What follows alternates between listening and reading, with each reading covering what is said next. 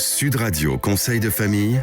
La chronique patrimoine avec Fee Investment Manager. Fee Investment Manager gère vos actifs financiers au plus près de vos objectifs. Bonjour Stéphane Moller. Bonjour Olivier Daudet. Vous êtes le fondateur et le directeur de Via Wealth Management. Aujourd'hui, on va répondre à Jean-Jacques qui nous écoute à Dinard. Il s'interroge sur le système de zonage Pinel. Il nous demande lequel il convient de privilégier. Stéphane, au juste, de quoi nous parle Jean-Jacques ? Voilà un sujet un peu compliqué et pourtant absolument essentiel avant de se lancer dans une opération Pinel.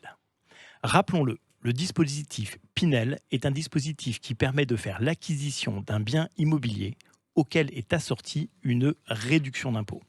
En contrepartie de cette réduction d'impôt, le propriétaire s'engage à louer ce bien avec un loyer modéré.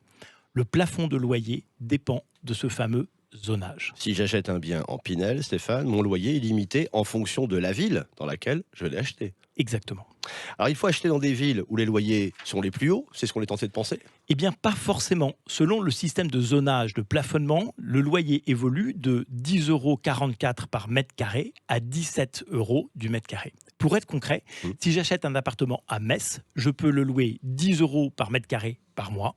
Si j'achète un appartement à Paris, je peux le louer 17 € par mètre carré par mois. À quel intérêt d'acheter un appartement à Metz dans ces conditions ? En fait, Olivier, tout est une question de rapport locatif, c'est-à-dire du ratio entre le plafond de loyer et le prix d'achat au mètre carré.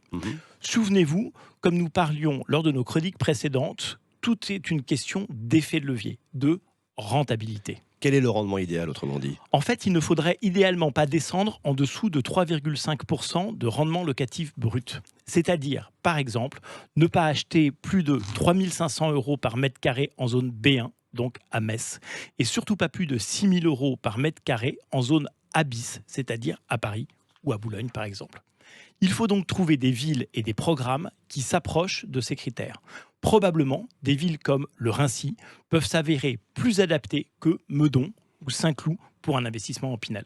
Donc Stéphane, si je résume pour répondre à notre ami Jean-Jacques à Dinard, le système de zonage est primordial, il convient de le maîtriser évidemment pour faire un investissement Pinel, puisqu'il délimite indirectement le prix maximum auquel on peut consentir d'investir dans la zone en question pour conserver un rendement décent, on va dire. Oui, c'est exactement ça. D'ailleurs, Dinard doit être en zone B1. Le prix maximum auquel il est pertinent d'acheter à Dinard serait donc autour de 3 500 € du mètre carré. Au-delà de ce prix, j'ai peur que l'investissement ne soit pas suffisamment rentable pour bénéficier de ce fameux effet de levier de crédit. C'est là aussi une question de bon sens. Merci Stéphane. Conseil de famille à retrouver en podcast sudradio.fr. Comme Jean-Jacques, toutes vos bonnes questions, elles sont les bienvenues. Conseildefamille.com, conseil au pluriel bien sûr. À demain.